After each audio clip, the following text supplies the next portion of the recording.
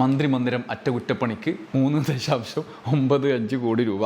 4 കോടിക്ക് ജസ്റ്റ് 5 ലക്ഷത്തിന് മിസ്സാണ്. UDF സർക്കാരിന് ശ്വസിക്കാനുള്ള സമയം പോലും കൊടുക്കാതെ തുടക്കം മുതൽ കടന്നാക്രമിക്കാനാണ് CPM നിർദ്ദേശം. ആ മന്ത്രിമന്ദിരങ്ങളിൽ ഓരോന്നിനും എത്രയാണ് അറകുറപ്പണിക്ക് ചെലവായത്? അലമ്പാക്കാനുള്ള ഒരു നീക്കത്തിലേക്കാണോ പോകുന്നത്? നേരത്തെ ഇരുട്ടായിരുന്നു, ഇപ്പോഴാണ് പകൽ എന്ന റിപ്പോർട്ടിംഗ് വ്യാപകമായി 2 ദിവസമായിട്ട് നടന്നു വരികയാണ്. ഗേറ്റ് ഒക്കെ തുറന്നു, പക്ഷേ സമരം ഉണ്ടായി കഴിഞ്ഞാൽ അത്യാവശ്യ കാര്യങ്ങളിലേക്ക് ഗേറ്റ് അടച്ചിടുകയും ചെയ്യും. അത് സമരക്കാരൊക്കെ ഒന്ന് ശ്രദ്ധിച്ചിരിക്കുന്നത് നല്ലതാണ്. പക്ഷേ എന്താ അല്ലേ, അങ്ങനെയൊക്കെ ചെയ്യാൻ പാടുണ്ടോ? നമസ്കാരം. VD സർക്കാരിൻ്റെ ഏറ്റവും വലിയ പ്രഖ്യാപനങ്ങളിൽ ഒന്നാണ് മന്ത്രിമന്ദിരങ്ങൾ മോടി പിടിപ്പിക്കാൻ പണം ചെലവാക്കില്ല എന്ന്. ഇതിപ്പോൾ 24 ന്യൂസിൻ്റെ കാർഡാണ്. എല്ലാ ചാനലുകളും പത്രങ്ങളും പ്രസിദ്ധീകരിച്ച വാർത്തയാണ്. സകല മാധ്യമങ്ങളും ഈ ഹീറോയിസത്തെ വാഴ്ത്തിയിരുന്നു. എന്നാൽ ഇത് പറയുന്ന സമയത്ത് തന്നെ ഉദ്യോഗസ്ഥർ വഴി സമാന്തരമായി മറ്റൊരു ഓപ്പറേഷൻ കൂടി നടക്കുകയായിരുന്നു എന്ന് വേണം ഒടുവിൽ വരുന്ന വിവരങ്ങളുടെ അടിസ്ഥാനത്തിൽ മനസ്സിലാക്കാൻ. മുഖ്യമന്ത്രി ചാർജ് ഏറ്റെടുക്കുമ്പോൾ തന്നെ ആ വാർത്തയും പുറം ലോകത്തെത്തി. മുഖ്യധാര മാധ്യമങ്ങളിൽ അത് ഭൂരിഭാഗവും പ്രസിദ്ധീകരിച്ചിട്ടുണ്ടാവില്ല, പക്ഷേ അത് പുറത്തെത്തി. മന്ത്രിമന്ദിരങ്ങൾ മോടി പിടിപ്പിക്കാൻ 3.95 കോടി രൂപ അനുവദിച്ചു, ചെലവാക്കി എന്ന്. എന്താ കഥ? അപ്പോൾ പിന്നെ നമ്മുടെ ഹീറോയുടെ വാഴ്ത്ത് വെറുതെ ആയി പോവില്ലേ? അപ്പം തന്നെ മാധ്യമങ്ങൾ വാർത്ത മറ്റൊരു രീതിയിലാക്കി. മന്ത്രിമന്ദിരങ്ങൾ മോടി പിടിപ്പിക്കുന്നില്ല, അത് വെറും അറ്റകുറ്റപ്പണിയാണ് എന്നാക്കി മാറ്റി. ചെറിയൊരു വാക്ക്, ആ വാക്ക് മാറ്റിയാൽ പിന്നെ അവരുടെ ഉദ്ദേശം പൂർണ്ണമാകും. ഇത് കണ്ടില്ലേ, മനോരമയിൽ പത്രത്തിൽ വന്ന വാർത്തയാണ്. എന്നാൽ അങ്ങനെ അല്ലാതെയും റിപ്പോർട്ട് ചെയ്യപ്പെട്ടിട്ടുണ്ട് ചില മാധ്യമങ്ങളിൽ. മുഖ്യധാര മാധ്യമങ്ങൾ ഭരണകൂടത്തിൻ്റെ ഏജന്റുമാരായി പ്രവർത്തിക്കുന്നത് ഇങ്ങനെയൊക്കെയാണത്രേ. ഡൽഹി വരെ നോക്കിയാൽ അത് കാണാൻ കഴിയും. നമുക്കത് മനസ്സിലായില്ലേ?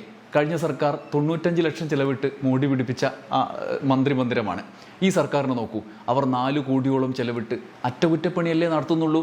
പാവം, എത്ര നല്ല VD സർക്കാർ. 2ാം ദിവസത്തിലേക്ക് എത്തിയപ്പോൾ തന്നെ കേരളത്തിലെ മാധ്യമങ്ങളുടെ സർക്കാർ ഏജൻസി മറനീക്കി പുറത്തു വന്ന വാർത്തയുടെ നിര കണ്ടാൽ ഞെട്ടും.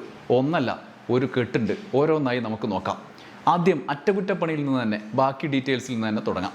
5 വർഷം കൂടുമ്പോൾ മന്ത്രിമന്ദിരങ്ങളിൽ പണിയെടുത്ത് പുതുക്കുക, പുതിയ ആൾ വരുമ്പോൾ അവർക്ക് ഇഷ്ടമുള്ള പണികൾ ഇഷ്ടം പോലെ ചെയ്യുക എന്നതൊക്കെ മിക്കപ്പോഴും സർക്കാർ മാറുമ്പോൾ കേരളത്തിൽ നടക്കാറുണ്ട്. എന്നാൽ പൊതുവെ ചെലവ് ചുരുക്കുക എന്ന പ്രഖ്യാപനത്തോടൊപ്പം ആദ്യകാലത്ത് അവരുടെ സ്വയം മാന്യരാകുന്ന ഒരു പരിപാടിയിൽ ഏർപ്പെട്ട് ഇരിക്കുകയാണ് പതിവ്. അതിൽ പക്ഷവ്യത്യാസമൊന്നുമില്ല, എല്ലാവരും ഇടതുപക്ഷവും UDF എല്ലാം ഒരുപോലെയാണ്. പിന്നെ മെല്ലെ സംഗതി പൊടിതട്ടിയെടുക്കും. അതിൻ്റെ പേരിൽ പ്രതിക്കൂട്ടിലായ സർക്കാരുകൾ തന്നെയുണ്ട്. ആർഭാടം വരുമ്പോൾ വലിയ പ്രതിഷേധം ഉയരാറുമുണ്ട്. ഉദാഹരണത്തിന് VS അച്യുതാനന്ദൻ സർക്കാരിൻ്റെ കാലത്തെ കോടിയേരി C ദിവാകരൻ തുടങ്ങിയ മന്ത്രിമാരുടെ മന്ദിരങ്ങളിലെ ചെലവിന് ചൊല്ലി വലിയ വിവാദം ഉണ്ടായിരുന്നു. ഉമ്മൻചാണ്ടി സർക്കാരിൻ്റെ കാലത്ത് മിക്കവാറും എല്ലാ മന്ത്രിമന്ദിരങ്ങളെ ചൊല്ലിയും വലിയ ചെലവിൻ്റെ ആർഭാടത്തിൻ്റെ വാർത്തകൾ നിരന്തരം വന്നു. ഉമ്മൻചാണ്ടി സർക്കാരിൻ്റെ കാലത്ത് 4.3 കോടി രൂപയാണ് വന്ന ഉടനെ തന്നെ മാത്രം ചെലവാക്കിയത്. എന്നാൽ 2016 ആദ്യ പിണറായി സർക്കാരും പതിവ് പോലെ ഞങ്ങൾ മോടി പിടിപ്പിക്കില്ല എന്ന വാഗ്ദാനം നൽകി. അങ്ങനെ ആകെ ചെലവാക്കിയത് വെറും 90 ലക്ഷം രൂപ മാത്രമാണ്.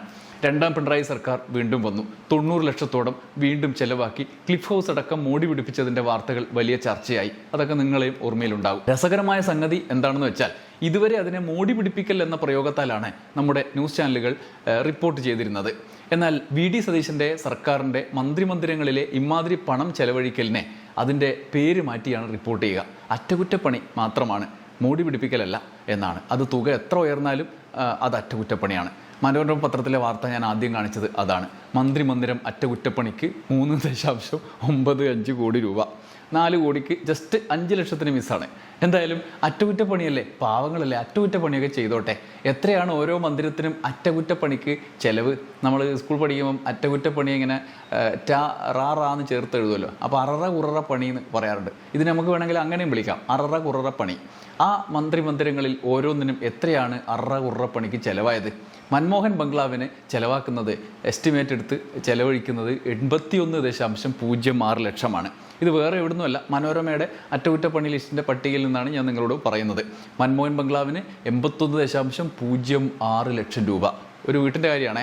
നെസ്റ്റിന് 40.67 ലക്ഷം. ഉഷസ്സിന് 40.03 ലക്ഷം. പെരിയാറിന് 31.43 ലക്ഷം. കവടിയാർ ഹൗസിന് 40.06 ലക്ഷം. ഗംഗയ്ക്ക് 31.53 ലക്ഷം. അജന്തയ്ക്കോ 58.74 ലക്ഷം.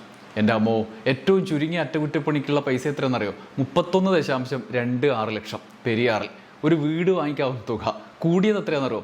81.06 ലക്ഷം. 1 കോടിക്ക് ജസ്റ്റ് 19 ലക്ഷത്തിൻ്റെ കുറവ്. ഇത്രയും ചിലവാക്കി അറ്റകുറ്റപ്പണി നടത്തുന്ന പാവം മൻമോഹൻ ബംഗ്ലാവ് അവിടെ തിരുവനന്തപുരത്തുണ്ട്. മനോരമയിലെ ഈ വീടുകളുടെയൊക്കെ പരസ്യപ്രകാരം തന്നെ നഗരത്തിൽ നിന്നൊരു 10 കിലോമീറ്റർ വിട്ടാൽ 2 പുതിയ വീട് വാങ്ങാം മൻമോഹൻ ബംഗ്ലാവിൻ്റെ ഈ 81 ലക്ഷം ചിലവാക്കുന്ന പൈസക്ക്. പക്ഷേ ഞങ്ങൾ അറ്റകുറ്റപ്പണിയെന്നേ പറയും. പുതിയ കാറ് വേണ്ട എന്നൊക്കെ പറഞ്ഞ് മന്ത്രിമാർക്ക് പുതിയ കാറ് വേണ്ട എന്നൊക്കെ പറഞ്ഞ് വമ്പൻ പ്രഖ്യാപനം നടത്തിയതിൻ്റെ ആഘോഷം അടുത്ത ദിവസങ്ങളിലാണ് കണ്ടത്. അവർ വീടുകളുടെ അറ്റകുറ്റപ്പണിക്ക് ചിലവാക്കിയ തുക നോക്കിയാൽ 1 കോടിക്ക് കാറ് 5 എണ്ണം, ഒരു 20 ലക്ഷത്തിൻ്റെ കാറാണെങ്കിൽ 1 കോടിക്ക് 5 കാറെങ്കിലും മിനിമം വാങ്ങാം. അപ്പോൾ ഒന്നിച്ച് വാങ്ങിയാൽ 1 ഫ്രീ കൂടി കിട്ടും. അപ്പം 4 കോടിക്ക് 4, 5, 20 1 ഫ്രീയും കിട്ടിയാൽ 21 കാറ് കിട്ടും. 20 ലക്ഷത്തിൻ്റെ 21 കാറ് കിട്ടും. ഇതാണ് വീടുകളുടെ അറ്റകുറ്റപ്പണിയുടെ സ്ഥിതി. ആഡംബരം തീരെയില്ല. ഇനി ക്ലിഫ് ഹൗസ് ബാക്കിയുണ്ട്. മന്ത്രിമന്ദിരങ്ങളിൽ ചിലതിൻ്റെ പട്ടികയാണ് മനോരമ ഇപ്പോൾ പ്രസിദ്ധീകരിച്ചിട്ടുള്ളത് അറ്റകുറ്റപ്പണി എന്നുള്ള പേരിൽ. മുഖ്യമന്ത്രിയുടെ അവിടെ ചിലവാക്കുന്ന ക്ലിഫ് ഹൗസിൽ ചിലവാക്കുന്ന തുകയുടെ കണക്ക് ഇതിലില്ല. അത് പിടിച്ചു വെച്ചിരിക്കുകയാണത്രേ. അതിനി വരാൻ പോകുന്നേ ഉള്ളൂ. ഇനി അത് വന്നിട്ട് നമുക്ക് അതിൻ്റെ കാര്യം കണക്കാക്കാം. ഇനിയിപ്പോൾ ഇത്രയൊക്കെ ആയ സ്ഥിതിക്ക് തൽക്കാലം അത് ചവിട്ടിപ്പിടിക്കാൻ മുഖ്യമന്ത്രി പറഞ്ഞാലും അതിശയിക്കാനില്ല. ഇനി രണ്ടാമത്തെ ഇമാതിരി പരിപാടിയുടെ ഒരു വാർത്തയുടെ കഥയാണ്. ക്രൂരതയുടെ ഗേറ്റിൻ്റെ, സെക്രട്ടേറിയറ്റിലെ ഗേറ്റിൻ്റെ കഥ. സെക്രട്ടേറിയറ്റിലെ സമര ഗേറ്റിൻ്റെ ഒരു വ്യാജ വാർത്ത. ഇന്ന് മലയാളത്തിലെ ന്യൂസ് ചാനലുകൾ ആഘോഷിച്ച ഒരു വാർത്തയുടെ കാർഡാണിത്. ഏഷ്യാനെറ്റ് ന്യൂസിൻ്റെ കാർഡ്. ഈ സംഗതി വാർത്ത എന്ന് പറഞ്ഞ് ഏഷ്യാനെറ്റ് ന്യൂസ് മുതൽ മനോരമ വരെ ആഘോഷിച്ചുകൊണ്ടിരിക്കുന്നുണ്ട്. സെക്രട്ടേറിയറ്റിൻ്റെ പ്രധാന കവാടം 10 വർഷത്തിന് ശേഷം തുറന്നു എന്നാണ് വാർത്ത. സെക്രട്ടേറിയറ്റിന് ചുറ്റും പോയവർക്കറിയാം 4 പ്രധാന കവാടങ്ങളുണ്ട്. ഓരോ കവാടത്തിലൂടെയും ഓരോ കാര്യങ്ങളാണ് അകത്ത് പോകാനും പുറത്തു വരാനും ഒപ്പം സന്ദർശകർക്ക് പോകാനും ജീവനക്കാർക്ക് പോകാനും ഒക്കെയുള്ള. അതിൽ സർക്കാരിനെതിരായ സമരങ്ങൾ നടത്തുന്ന ഒരു ഗേറ്റ് ഉണ്ട്. അതാണിത്, സമര ഗേറ്റ് എന്ന് നമ്മൾ പൊതുവെ പറയും. സാധാരണ ഈ ഗേറ്റ് സമരസമയത്ത് പോലീസ് അടക്കും. ഇപ്പോൾ രാവിലെ 10 മണിക്ക് സമരം പറഞ്ഞിട്ടുണ്ടെങ്കിൽ 9 മണിക്ക് അവരടക്കും. ഈ സമരക്കാർ ആ ഗേറ്റിലൂടെ അവിടെ എത്തിയിട്ട് തള്ളിക്കയറാൻ ഭാവിക്കും. അപ്പോൾ പോലീസ് അവിടെ ആ ഗേറ്റ് അടച്ചിട്ട് അവിടെ 2 തടസ്സമൊക്കെ വെച്ചിട്ട് തടയും. എന്നിട്ടും ബലം പിടിക്കുമ്പോൾ ജലബീരങ്കി അടിക്കും. അതോടെ സമരക്കാർ, ഒരുവിധം സമരക്കാരൊക്കെ അടങ്ങും. വെള്ളത്തിൽ ഇങ്ങനെ കുളിച്ച് സമരത്തിൻ്റെ ഒരു ഘട്ടം കഴിയുമല്ലോ. പ്രതീകാത്മകമാണ്. ഇനി അതിലും അടങ്ങിയില്ലെങ്കിൽ ലാത്തി ചാർജ്, തുടർ പരിപാടികൾ ചിലപ്പോൾ നീണ്ടു നിൽക്കുകയൊക്കെ ചെയ്യും. വലിയ വാർത്തകളൊക്കെ വരാറില്ലേ. ചിലർ സമര ഗേറ്റ് കടന്ന് അകത്ത് മതിൽ കടന്ന് ചാടും. അപ്പോൾ അകത്തുനിന്ന് പോലീസ് പിടിക്കും. എല്ലാ കാലത്തും പുതിയ സർക്കാർ വന്നാൽ കുറച്ച് നാൾ സമരമൊന്നും ഉണ്ടാവില്ല. അത് കഴിയുമ്പോൾ സാധാരണയായി സമരം തുടങ്ങും. ഇനി സമരം വരുമ്പോൾ മുതൽ പോകുന്നത് വരെ സമരം വന്നാൽ അടച്ചിടും. അവസാനിക്കുന്ന സർക്കാരിൻ്റെ അവസാനത്തെ 1 കൊല്ലം ഉറപ്പായിട്ടും ഫുൾ ടൈം അടച്ചിടേണ്ടി വരും. അമ്മാതിരി സമരമായിരിക്കും. സ്ഥിരമായി സമരഭീഷണി ഉണ്ടെങ്കിൽ കുറേ നാൾ അടച്ചിടുന്നൊരു പരിപാടിയും ഉണ്ട്. ഇപ്പോൾ പാതിരാത്രിയിലൊക്കെ സമരം ഉണ്ടെങ്കിൽ പ്രശ്നമാണല്ലോ. ഈ ടൈമിങ്ങിനപ്പുറത്ത് സമരം വരുമ്പോൾ അപ്രതീക്ഷിതമായി പെട്ടെന്നൊക്കെ സമരം വരും. ഇപ്പോൾ സമാനമായ നിലയിൽ മുൻകാലങ്ങളിൽ ഇതുപോലെ പുതിയ സർക്കാർ വന്നു. അപ്പോൾ ഈ ദിവസങ്ങളിൽ സമരമൊന്നുമില്ല. എന്നാൽ VD സർക്കാർ ചാർജ് ഏറ്റത് മുതൽ ന്യൂസ് ചാനലുകൾ ഈ ഇമാതിരി വെപ്രാള വാർത്തകളുടെ കൂട്ടത്തിൽ പെട്ടെന്ന് ഓരോന്ന് റിപ്പോർട്ട് ചെയ്ത് പോവുകയാണ്. അറ്റകുറ്റപ്പണിയാണ്, ആഡംബരമല്ല, ഭയങ്കരമാണെന്നൊക്കെ പറഞ്ഞ് പോകുന്ന കൂട്ടത്തിൽ തട്ടിക്കൂട്ടി ഒരു വ്യാജ വാർത്തയായിരുന്നു ഇത്. 10 വർഷം അടച്ചിട്ട ഗേറ്റ് എന്ന്.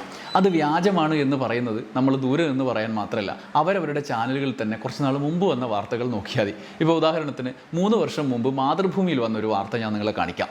ഇതുപോലെ കുറേ നാൾ സമരത്തിനായി അടച്ചിട്ട ശേഷം പതിവ് പോലെ തുറന്നു ഗേറ്റ്. അന്ന് ആ തുറന്ന സംഭവത്തെക്കുറിച്ച് പോലീസ് ഇങ്ങനെ തുറന്നു കൊടുക്കുന്ന വിഷ്വലടക്കം ഇത് ഔദ്യോഗികമായി തുറക്കുകയാണ്, ഇനി മന്ത്രിമാർ ഇതിലെയാണ് പോവുക എന്ന് പറഞ്ഞുകൊണ്ട് മാതൃഭൂമി ന്യൂസിൽ വന്ന റിപ്പോർട്ട് ഇതാ ഒന്ന് കാണാം. പൊതുജനങ്ങൾക്ക് കൂടുതൽ സൗകര്യപ്രദം ആയ രീതിയിലുള്ളതായ എൻട്രി സെക്രട്ടേറിയറ്റിലേക്ക് അനുവദിക്കുന്നതിന് വേണ്ടിയിട്ട് ബഹുമാനപ്പെട്ട മുഖ്യമന്ത്രിയുടെ നിർദ്ദേശപ്രകാരം അടച്ചു.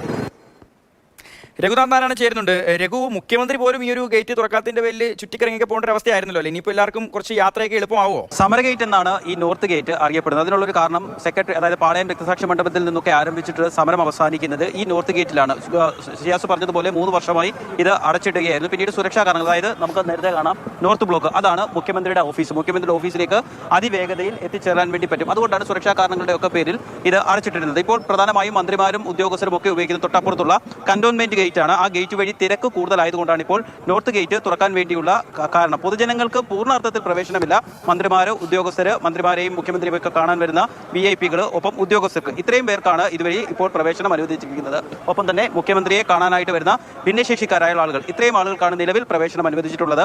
9 മണിയോടുകൂടി തന്നെ ഗേറ്റ് തുറന്നു. ഇന്ന് ക്യാബിനറ്റുള്ള ദിവസമാണ്. മന്ത്രിമാരൊക്കെ എത്തി തുടങ്ങിയിട്ടുണ്ട്. മന്ത്രിമാരും ഈ വഴി എത്തിയിട്ടില്ല. ഒരു പക്ഷേ മുഖ്യമന്ത്രി ഈ ഗേറ്റ് വഴി എത്തുമെന്നാണ് ഉദ്യോഗസ്ഥർ പറയുന്നത്. എന്തായാലും ആളുകൾക്ക്, അതായത് സെക്രട്ടറിയിലേക്ക് എത്തിക്കുന്ന ആളുകൾ, പ്രത്യേകിച്ച് പ്രത്യേകിച്ച് കന്റോൺമെന്റ് ഗേറ്റിലേക്കുള്ള ഒരു തിരക്ക് കുറയ്ക്കാൻ വേണ്ടിയാണ് ഇപ്പോൾ നോർത്ത് ഗേറ്റ് തുറക്കാൻ വേണ്ടി തീരുമാനിച്ചിരിക്കുന്നത്. അല്ലെങ്കിൽ north ശരി gate രഘു, എന്താണെങ്കിലും ഗേറ്റ് ഒക്കെ തുറന്നു. പക്ഷേ സമരം ഉണ്ടായി കഴിഞ്ഞാൽ അത്യാവശ്യ കാര്യങ്ങളിലേക്ക് ഗേറ്റ് അടച്ചിടുകയും ചെയ്യും. അത് സമരക്കാരൊക്കെ ഒന്ന് ശ്രദ്ധിച്ചിരിക്കുന്നത് നല്ലതാണ്. എന്തായാലും ഇത് 10 കൊല്ലം മുന്നത്തെ കഥയല്ല, 3 കൊല്ലം മാത്രം മുമ്പത്തെ കഥയാണ്.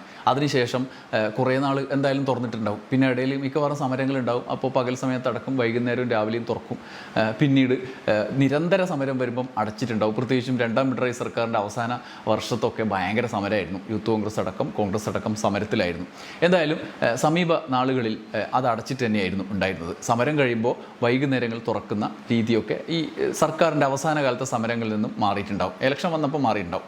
പക്ഷേ 10 വർഷം പൂട്ടിയതാണ് തുറക്കപ്പെടുന്നത്. VD സർക്കാരിന് ശേഷമാണ് ഇതൊക്കെ സംഭവിക്കുന്നത്. ഈ സംഭവം ഉണ്ടായത്, ഗേറ്റ് തന്നെ തുറന്നത് എന്നുള്ള ആ വാർത്തയാണ് വ്യാജമാണ് എന്ന് നമ്മളിപ്പോൾ മാതൃഭൂമി വാർത്ത വഴി തെളിയിച്ചത്.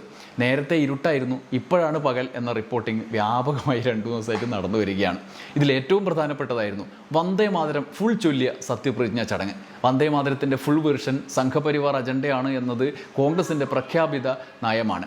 ഖാർഗെ മുതൽ രാഹുൽ ഗാന്ധി വരെ ആഞ്ഞടിച്ച് വിമർശിക്കുന്നവരാണ് രാജ്യസഭയിലും ലോക്സഭയിലും പുറത്തും. എന്നാൽ ഇവിടെ അവരെ ഇരുത്തി അത് ചൊല്ലിച്ചു. അതിൽ ഭൂരിഭാഗം മാധ്യമങ്ങളും വാർത്തയെ കണ്ടില്ല. അതൊക്കെ സാധാരണയല്ലേ, പാവം മോദി സർക്കാർ നടപ്പാക്കിയതല്ലേ, പാവം VD സർക്കാർ ചൊല്ലിച്ചതല്ലേ, അതിലൊക്കെ കുറ്റം പറയാൻ പറ്റുമോ, നിയമമല്ലേ എന്നൊക്കെയുള്ള വാദത്തിലേക്കാണ് അവരെ വാർത്ത നൽകാതിരിക്കാൻ നയിച്ചിട്ടുണ്ടാവുക. അതൊക്കെ കഴിഞ്ഞാണ് മുൻ ഗവർണർ ആരിഫ് മുഹമ്മദ് ഖാൻ്റെ നിയമോപദേശകനെ സർക്കാർ AG ആക്കി വെച്ചത്. അന്തർധാര മാത്രമല്ല, അണ്ടർഗ്രൗണ്ട് വഴി പാലം തന്നെ ഇക്കാലം അത്രയും പണിഞ്ഞ് പ്രവർത്തിച്ചിരുന്നു എന്നും ഉന്നത വിദ്യാഭ്യാസ മേഖലയ്ക്ക് സംഭവിച്ച കാര്യങ്ങൾ ഏത് മട്ടിലാണ് തുടർന്ന് വന്നത്, ആ പാലം വർക്ക് ചെയ്തത് എന്നും വ്യക്തമാകാൻ അതിൽ കൂടുതൽ പരം ഒരു തെളിവ് വേണം. ഇനി ഇതെല്ലാം കൂടി ആരെങ്കിലും പുറം ലോകത്തെ അറിയിക്കുമോ എന്ന ആശങ്ക നമ്മുടെ മുഖ്യധാര ചാനലുകൾക്കുണ്ട്. അവർ കഷ്ടപ്പെട്ട് ഓവർ ടൈം പണിയെടുക്കുമ്പോഴാണ് ഇമാതിരി കാര്യങ്ങൾ, ഫാക്ട് ചെക്കും വ്യാജ വാർത്തകളും ഒക്കെ പറയുന്നത്. അതോടൊപ്പം തന്നെ അതിനെ മറികടക്കാനുള്ള വഴികളും അവരാലോചിച്ചു. ഇതിനും ഒരു വഴി അവർ കണ്ടുപിടിച്ചു. ഇതൊക്കെ വരും മുമ്പ് തന്നെ വലിയ വാർത്തയാകാൻ ആളുകൾ ഇങ്ങനെ സോഷ്യൽ മീഡിയയിലൊക്കെ പറയുന്നുണ്ട് എന്നൊക്കെ ഉള്ള ആശങ്ക മുഖ്യധാരയിൽ ഇമാതിരി ചില ചാനലുകൾക്ക് ഉണ്ടായിട്ടുണ്ടല്ലോ. അതിനു മുമ്പ് തന്നെ അതിനെ തകർക്കാനുള്ള തന്ത്രവും അവരുടെ അന്തർധാരയിലുണ്ട്. VD സർക്കാരിൻ്റെ പ്രഭ കെടുത്താനുള്ള CPM പ്ലാൻ വരാൻ പോവുകയാണ് എന്നും ചെറിയ കാര്യങ്ങളെ പോലും വലുതാക്കി കാണിക്കാൻ CPM ചില പദ്ധതികൾ ആസൂത്രണം ചെയ്തിട്ടുണ്ടെന്നും മനോരമ നേരത്തെ തന്നെ അഡ്വാൻസായി വാർത്ത കൊടുത്തു. ഇങ്ങനെ തിരഞ്ഞെടുപ്പ് പരാജയത്തിലുള്ള കനത്ത നാണക്കേട് മറയ്ക്കാൻ അസാധാരണ നീക്കവുമായി CPM. UDF സർക്കാരിന് ശ്വസിക്കാനുള്ള സമയം പോലും കൊടുക്കാതെ തുടക്കം മുതൽ കടന്നാക്രമിക്കാനാണ് CPM നിർദ്ദേശം. ആദ്യ മന്ത്രിസഭാ യോഗത്തിൽ തന്നെ ജനകീയ പ്രഖ്യാപനങ്ങൾ വന്നതോടെ CPM നിർദ്ദേശം നേതാക്കൾ നടപ്പാക്കി. ജനങ്ങളുടെ ആഗ്രഹപ്രകാരം VD സതീശനെ കോൺഗ്രസ് മുഖ്യമന്ത്രിയാക്കിയെന്ന പ്രതീതി CPM-ന് ക്ഷീണമുണ്ടാക്കിയിരിക്കുകയാണ്. പാർട്ടിക്കെതിരെ പരാജയത്തിൽ CPM നേതൃത്വം കമ്മിറ്റികളിൽ രൂക്ഷ വിമർശനം നേരിടുമ്പോഴാണ് UDF വിജയത്തിൽ VD സതീശന് അഭിനന്ദനങ്ങൾ കിട്ടുന്നത്. ഇതിനിടെ ജനങ്ങളുടെ കയ്യിൽ കിട്ടുന്ന പ്രഖ്യാപനങ്ങൾ കൂടി വന്നതോടെ സർക്കാരിനെ തുടക്കത്തിൽ കടന്നാക്രമിക്കാൻ CPM തീരുമാനിക്കുകയായിരുന്നു. എന്താല്ലേ, അങ്ങനെയൊക്കെ ചെയ്യാൻ പാടുണ്ടോ? ഫസ്റ്റ് തന്നെ ഒരു ട്രബിൾ ഉണ്ടാക്കി ഫുള്ള് അലമ്പാക്കാനുള്ളൊരു നീക്കത്തിലേക്കാണോ പോകുന്നത്? ഇനി ഇത് ബാക്കിയുള്ള ചാനലുകളും കൂടി റിപ്രൊഡ്യൂസ് ചെയ്ത് മറ്റൊരു ആംഗിളിൽ അവതരിപ്പിക്കും, സംഭവം കിട്ടിക്കും. അതായത് ഉത്തമ, ഇനിയുള്ള കാലം മിണ്ടാണ്ടിരുന്നോണം, അല്ലാതെ വന്ദേ മാതരം ഫുൾ ചൊല്ലിയെന്നും 4 കോടി മോടി പിടിപ്പിക്കാൻ അല്ല അറ്റകുറ്റപ്പണിക്ക് ചെലവാക്കുന്നു എന്നും ആരിഫ് മുഹമ്മദ് ഖാൻ്റെ നിയമോപദേശകനെ AG ആക്കി എന്നും ആദ്യ മന്ത്രിസഭാ യോഗത്തിൽ 21,000 കൊടുക്കും എന്ന് പറഞ്ഞ ആശമാർക്ക് 3,000 മാത്രമേ കൂട്ടിയിട്ടുള്ളൂ എന്നും ഒക്കെ വിളിച്ചു പറഞ്ഞാൽ ഞങ്ങൾ പിടിച്ച് നിങ്ങളെ ചാപ്പയടിക്കും എന്ന്. അതൊക്കെ ചെറിയ കാര്യങ്ങളാണ്, അതൊന്നും പെരുപ്പിച്ച് കാട്ടണ്ട. കാട്ടിയാൽ ഞങ്ങൾ മനോരമയൊക്കെ കൂടി ചാപ്പയടിച്ച് ഇമാതിരി വാർത്തയിലൂടെ ഞങ്ങളെ ചാപ്പയടിക്കും. അതുകൊണ്ട് VD സർക്കാരിനെ തുടക്കത്തിലേ പൊക്കി പറഞ്ഞോളുക. വേണ്ടാത്ത പണിക്കൊന്നും നിൽക്കണ്ട. ഇമാതിരി വാർത്തയൊക്കെ കണ്ടാൽ കണ്ണടച്ച് പൂട്ടിക്കൊള്ളുക. ചാപ്പയടിക്കാൻ മൈക്കുകളുമായി ആളുകൾ റെഡിയാണ്. അവരെ അനുസരിച്ചാൽ മാത്രമേ നല്ലത് വരൂ. നന്ദി, നമസ്കാരം.